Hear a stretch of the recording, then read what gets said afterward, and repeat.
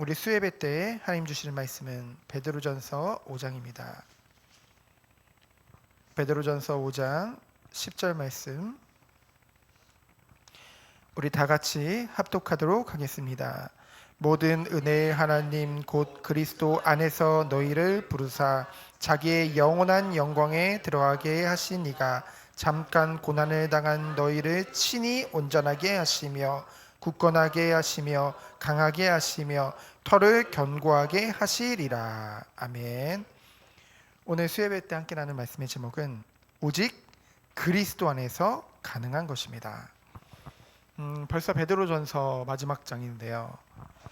베드로전서는 사도 베드로가 성도에게 닥칠 고난과 핍박을 두고요. 그 안에서 성도가 누릴 축복들, 삶에 대해서 가르치고 교훈하는 말씀입니다. 특별히 5장은 우리가 교회라는 이 공동체 안에서 누릴 축복과 그리고 특별히 우리가 대적할 것이 무엇인지에 대해서 말씀하고 있죠. 첫 번째로 1절부터 4절까지 보면은 이제 장로에 대해서 말을 하고 있는데, 여기서 말하는 장로는 이제 목사 장로, 목회자를 얘기하고 있습니다. 그 목회자가 어떤 축복을 누려야 되냐?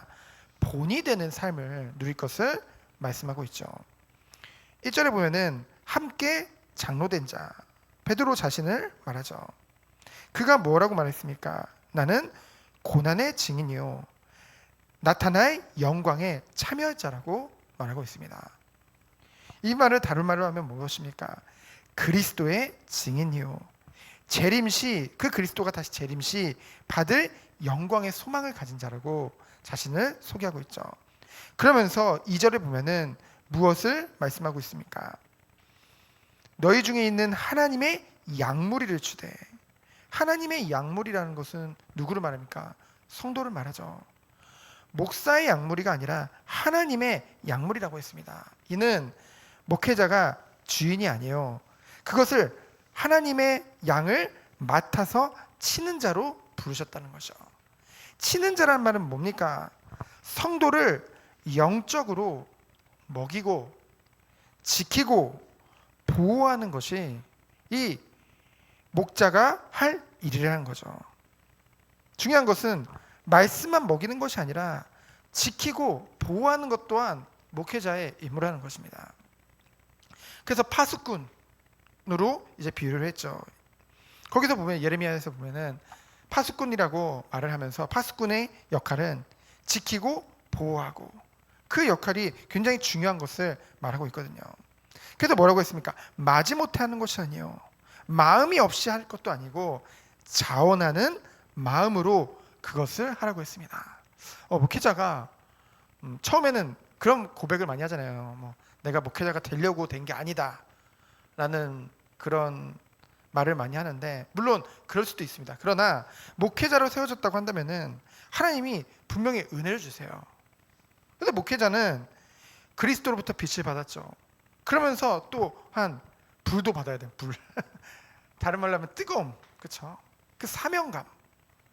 그래서 뭡니까? 마지못해서 또는 무미건조하게 마음이 없이 하는 것이 아니라 정말 기쁜 마음으로 자원하는 마음으로 그 목회자 일을 하는 것이죠. 그러면서 무엇을 말합니까? 더러운, 그러니까 하나님의 뜻에 따라 자원함으로 하며 뭐라고 했어요? 더러운 이득을 위하여 하지 말고. 더러운 이득, 이것은 무엇을 말합니까?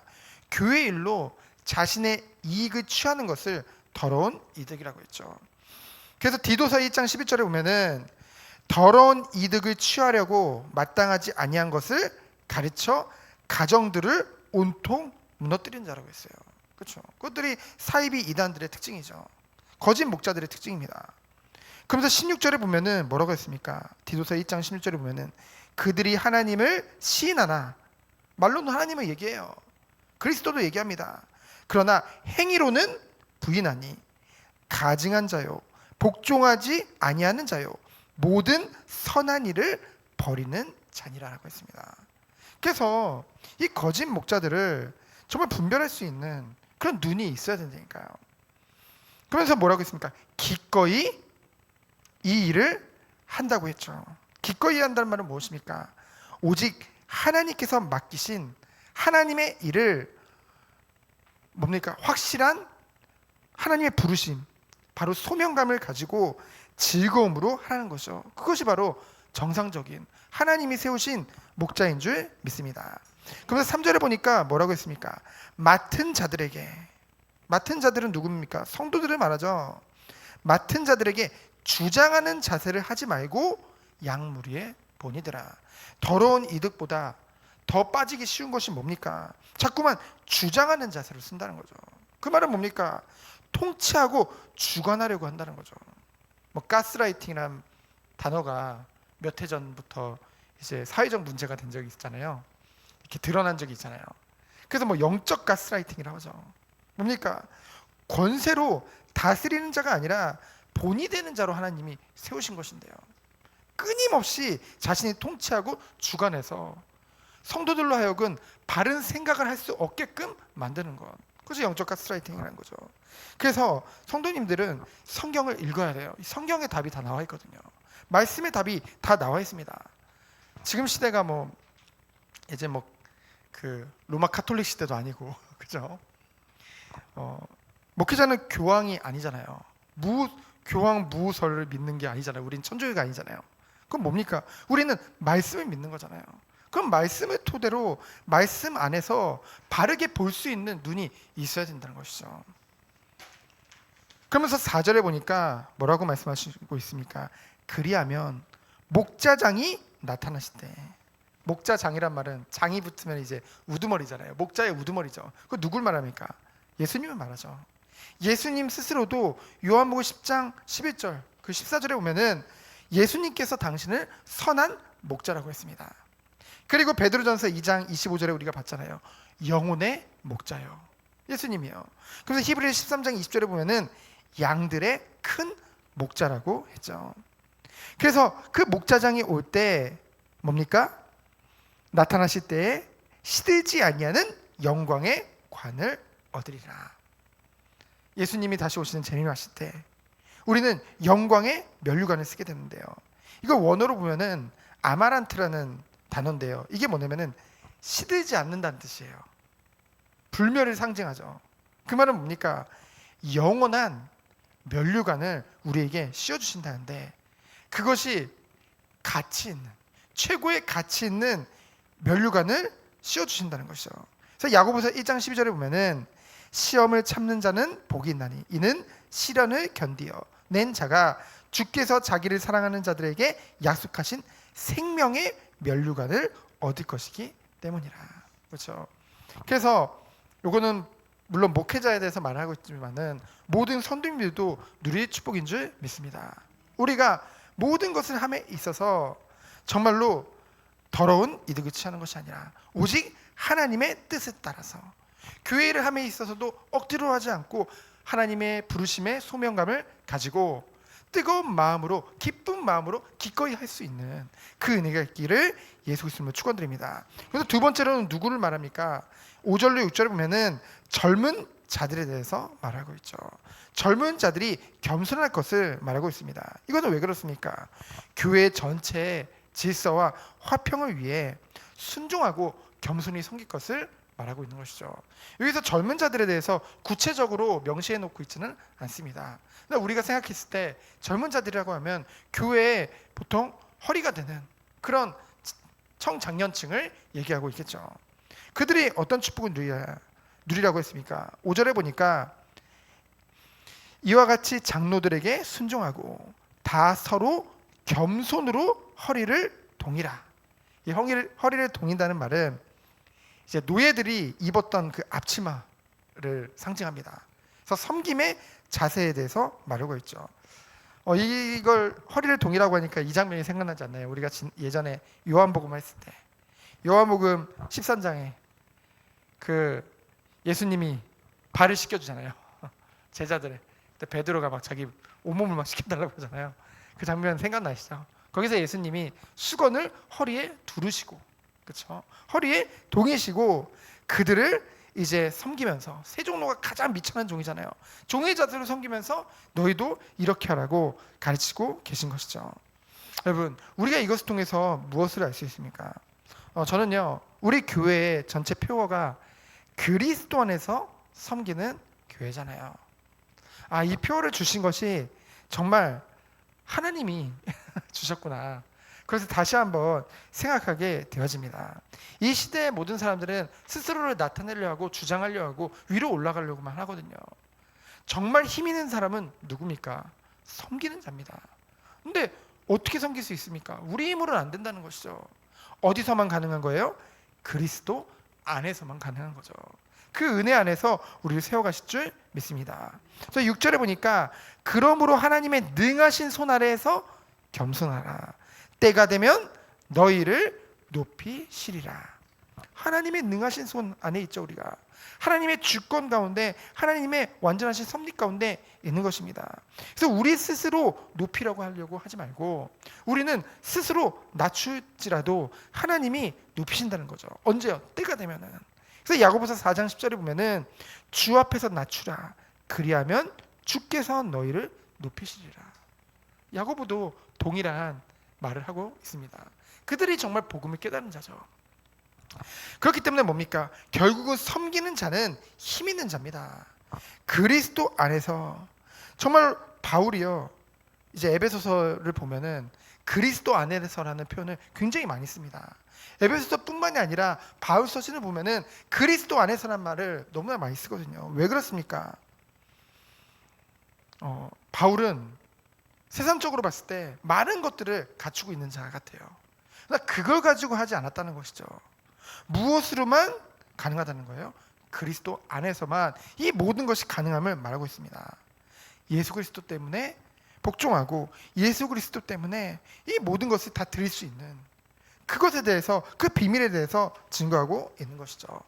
그래서 우리 모든 선도님들이 정말 그리스도 안에서 강해지는 그 축복이 있기를 축원드립니다. 마지막으로 세 번째입니다. 모든 은혜는 하나님으로부터 오는 것인 줄 믿습니다. 7절부터 11절이죠. 7절에 보면은 뭐라고 합니까? 저는 7절 말씀을 보면은 속이 시원해요. 왜 속이 시원한가 했더니 이번에 말씀을 준비하면서 알게 됐어요. 그냥 이렇게 이 말씀만 읽어도 시원하거든요, 마음이. 근데 그게 원어 뜻과 관계가 있더라고요. 보면은 너희 염려를 다 주께 맡기라. 이는 그가 너희를 돌보심이라. 근데 이걸 직역하면 뭐라고 해석이 되냐면요, 우리 근심을 한꺼번에 내던지고 말아야 한다는 거예요. 그런 뜻이에요. 우리의 근심을 한꺼번에 내던져라. 이건 부정적으로 뭔가 자포자기하거나 체념하라는 것이 아니라 겸손의 표현이래요. 왜 겸손의 표현이냐? 우리는 염려할 자격도 없다는 것이죠. 왜요?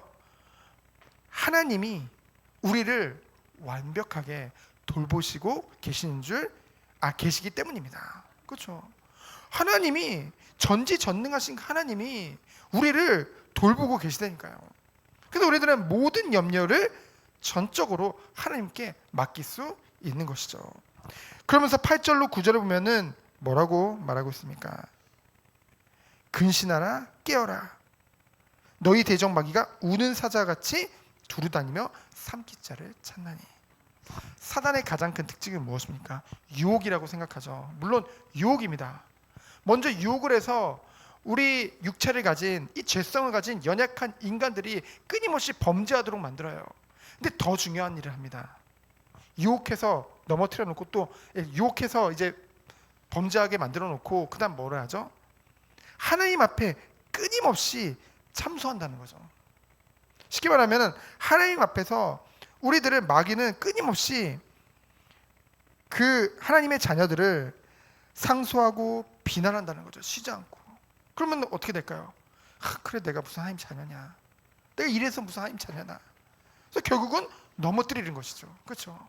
그것이 사단이 하는 짓입니다. 그래서요, 사단은 사실은 만만한 존재가 아니에요. 하나님이 만들어 놓은 피조물 중에 가장 영리한 편이고요, 강합니다. 하지만 야고보서 4장 7절에 보면은 피하지 말고 대적하라고 했죠. 도리어 우리가 그를 대적하면 그가 우리를 피한다고 했어요. 알거든요. 사실은 피할 수밖에 없는. 왜요? 우리에게는 그리스도의 의가 있기 때문입니다. 그렇죠? 아무리 참소해도 중보자 되시는 그리스도께서 그 모든 것을 다 막아주세요. 그렇죠? 그러면 뭐 죄를 지어도 되냐? 그럴 수 없다는 것이죠. 그렇죠? 그래서 우리들은 회개하고 주님 앞에 나아가면은 다 용서받는 이들인데, 그렇죠? 그래서 우리는 어떤 축복을 누려야 되겠습니까? 믿음으로 굳게 하여 무장하라고 했죠. 마귀를 대적하라고 했습니다. 왜요? 반드시 승리할 수밖에 없는 축복 가운데 우리가 이미 있기 때문에. 그렇죠? 그래서 믿음을 굳게 하라고 했는데, 믿음은 어디서부터 오는 거예요? 들음에서 나며. 그렇죠? 들음은 예수 그리스도의 말씀이니라. 그렇죠? 그래서 말씀을 들음으로 우리는 끊임없이 마귀를 대적해서 싸울 수 있는 그 힘과 능력 속에, 그 믿음 속에 들어가는 것이죠. 그러면서 10절로 11절에 보면은 무엇을 말하고 있습니까? 모든 은혜의 하나님 곧 그리스도 안에서 너희를 부르사. 그러면서 뭐라고 했어요? 자기의 영원한 영광에 들어가게 하시니가 잠깐 고난을 당한 너희를 친히 온전하게 하시며 굳건하게 하시며 강하게 하시며 털을 견고하게 하시리라. 이건 뭡니까? 믿음의 고백이죠. 확신 있게 베드로가 고백하고 있는 것입니다. 하나님이 잠시 우리가 지금 고난을 당한 것 같이 보이지만은 완전하신 하나님께서, 영원하신 하나님께서 모든 은혜를 우리에게 베푸시는 그 하나님께서 넉넉히 승리할 수밖에 없는 그 은혜와 축복을 우리에게 주실 것이다. 결국은 우리를 온전하게 굳건하게 세워가실 것이다. 그것을 증거하고 있는 것이죠. 여러분, 우리는 모든 은혜가 하나님부터 왔습니다. 우리 그거 고백할 수밖에 없어요. 하나님의 은혜로 구원을 받았고 앞으로도 장차 하나님의 영광에 참여하도록 하나님이 모든 것을 이끄시고 인도하실 줄 믿습니다. 우리는 그것을 보면서 나가는 것이죠. 그래서 고난은 잠깐이요. 온전하게 하며 굳건하게 하며 강하게 하시며 털을 견고하게 하실 것. 이 말씀을 보니까 저는 우리 지난 오후 예배 때 함께 나눴던 그 시편 30편이 생각나더라고요. 시편 30편에 보면은 고난은 여기서 잠깐이라고 했잖아요. 오늘 말씀에도 저녁에 울음이 깃들지라도 아침에는 기쁨이 오니라. 그렇죠? 나의 슬픔이 변하여 춤이 되고 베옷을 벗기고 기쁨의 띠를 띠게 하리라. 그렇죠? 하나님의 완전하신 은혜인 줄 믿습니다. 이 모든 과정들을 통해서 결국은 하나님이 원하시는 것은 무엇이에요? 그리스도 안에서 그 장성한 분량까지 우리가 성장하도록 하나님이 이끄신다는 것이죠. 그래서 정말로 우리가 날마다 그리스도 안에서 새롭게 되어지고 그리스도 안에서 성장되어지는 성도로 인도받기를 기도합니다. 결론적으로 무엇입니까? 12절부터 14절이죠. 12절로 14절을 보면은 하나님의 참된 은혜임을 증언하노니 너희는 이 은혜 안에 굳게 서라고 했습니다. 여러분, 거짓된 것에 우리가 뿌리를 굳게 하면 할수록 우리의 삶은 무너질 수밖에 없는 거예요. 하나님은 우리에게 참된 은혜를 베푸셨고요.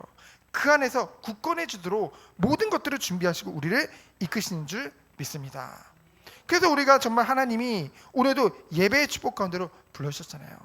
이 교회의 축복이 얼마나 큰지요. 이 비밀이 얼마나 큰지요.